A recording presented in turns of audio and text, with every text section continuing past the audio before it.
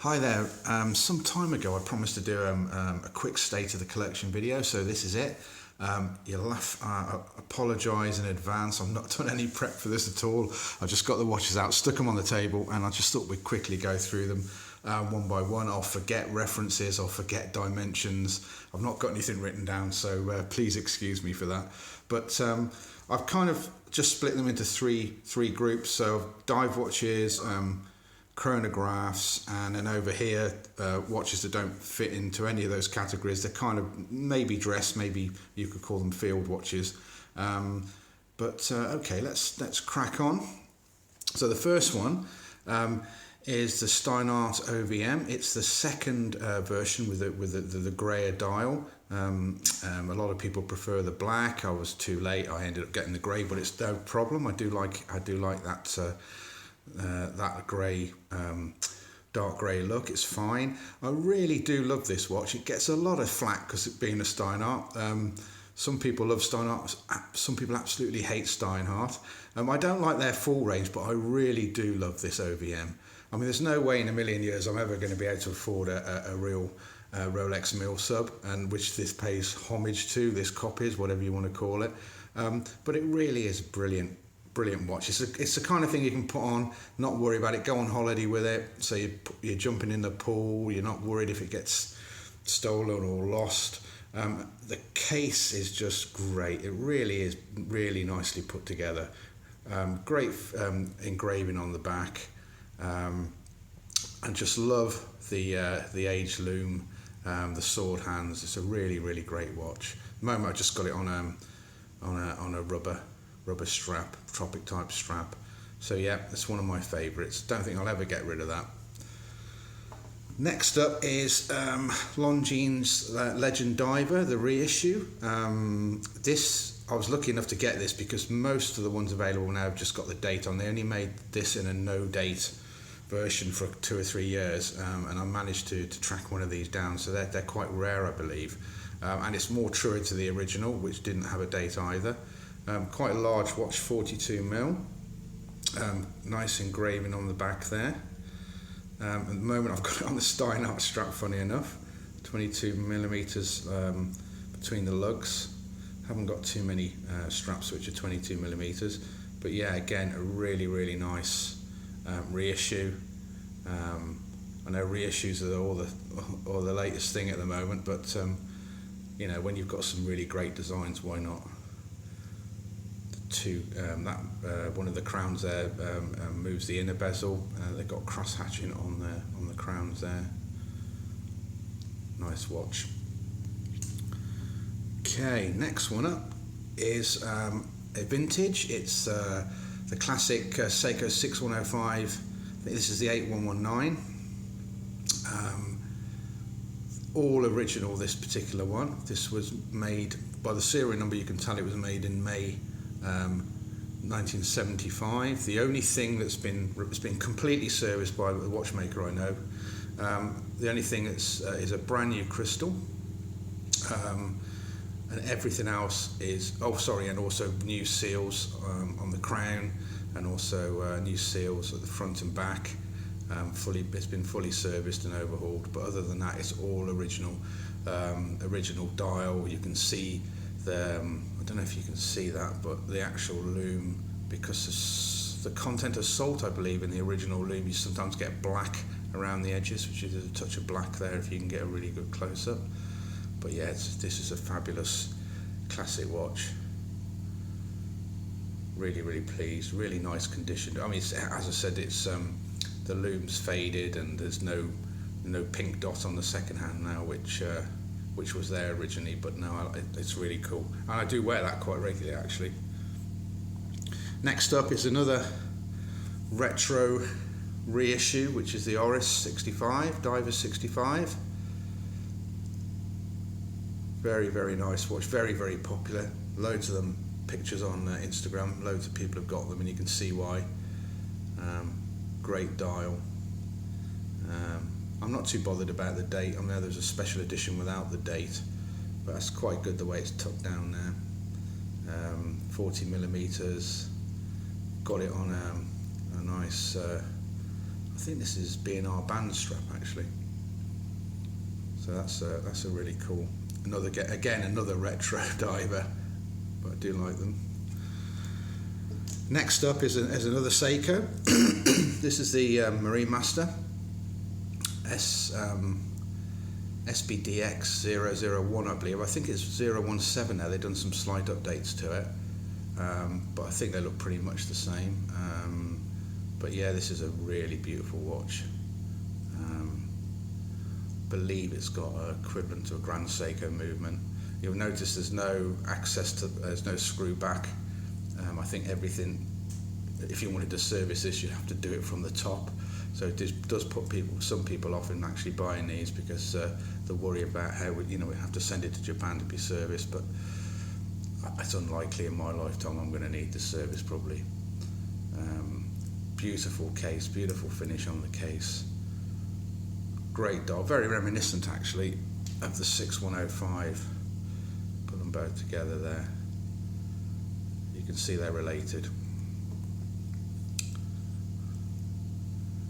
Nice strap too, and there's an extension on this strap as well. If you pull on that, do this right, it's difficult doing it when you've got a camera. You've got the extension there, really nicely done. Again, a nice, stunning Seiko. Right, completely different direction. Well, still a diver, but this is one of the my first watch purchases, which was bought this new in 2009. It's the classic Submariner. It's the 16610. I believe that's the right reference number.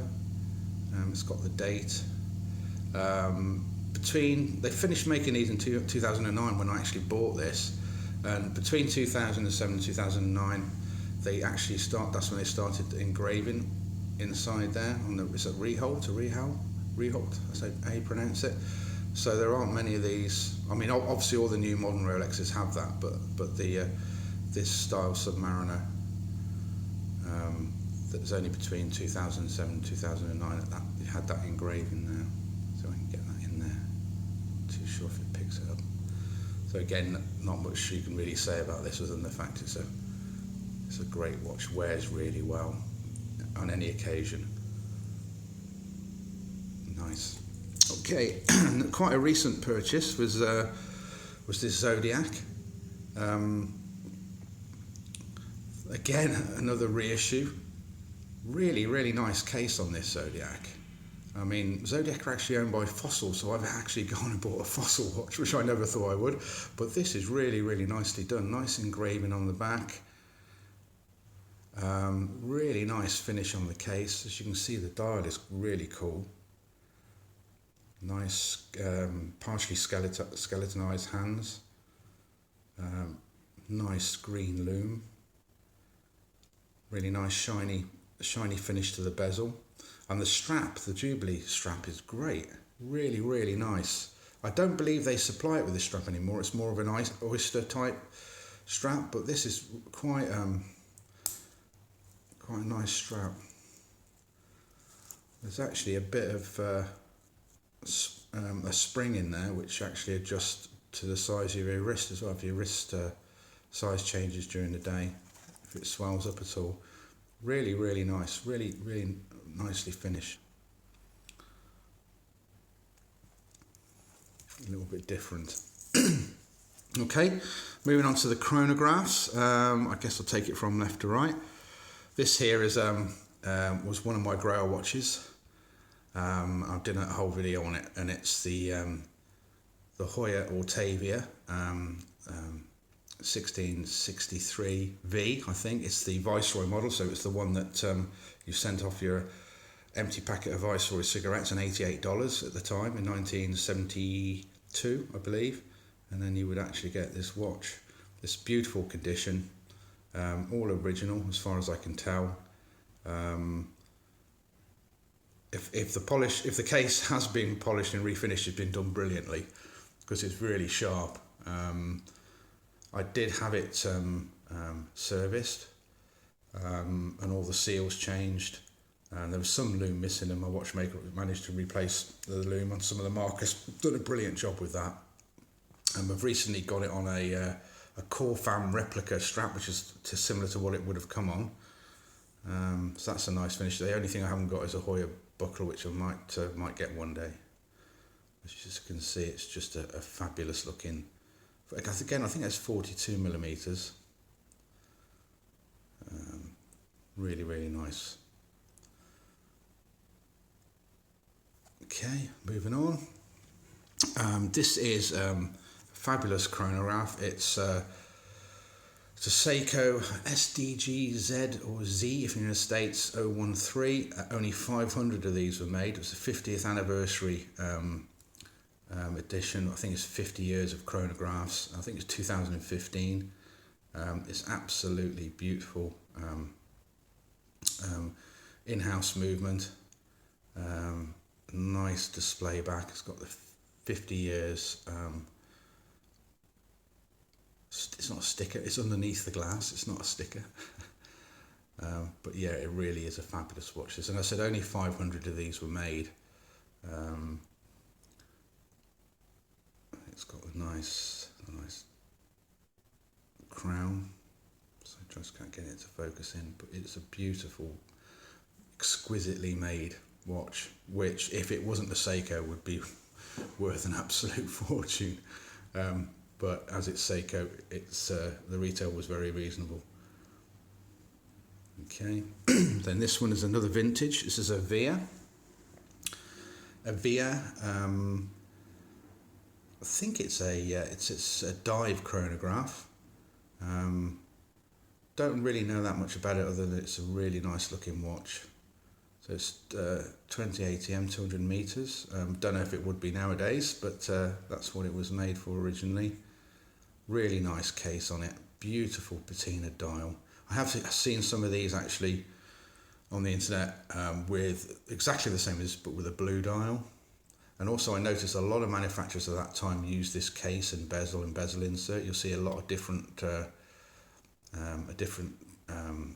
branded similar watches to this using the same case. So they must have shared them in those days. Really nice. Then got the classic Speedmaster. This is a relatively new one. I purchased this new in 2015.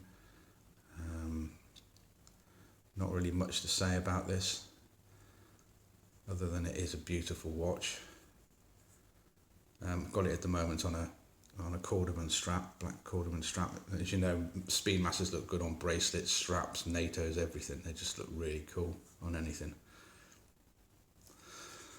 This one here is another vintage piece. It's I don't know the reference number. It's Seiko Chronograph. I got this a while back. I think the case has been polished.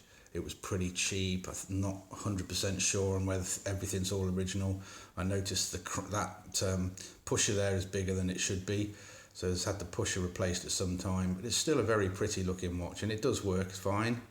Power reserve is not great, so I could probably do with sending that way for service. But it is pretty. It is a nice, pretty little watch on a cheapest strap, but a cool looking strap. One of my absolute favourite chronographs is the Sin 103. This is the Sin 103. I think it's ST, which is the basic version, which is my favourite, means it's not got screw-in pushers or screw-down. It has got a screw-down crown, but it's just simple pushers. There's no display case back, so it makes it a little bit thinner on the wrist than the other ones. But I just think that dial is... I know it's a 7750 Valjoux movement, very common, but I just think the dial is absolutely stunning on this. And I love the plastic bezel, friction bezel. I just think it looks absolutely brilliant. And I wear this, actually probably wear this more than any of my other watches. I just love the look so much. It just presses the right buttons for me. Really nice. Okay, that was the chronographs. So just move on now to the ones which don't come in the chronograph or the diver category.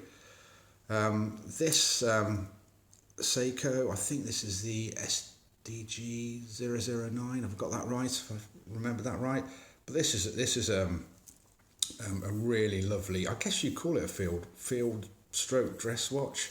Obviously it's reminiscent of the Explorer, but obviously it does the numerals different. Instead of 12, 6, 3 and 9, it's got 12, 2, 10, 8, 4, 6.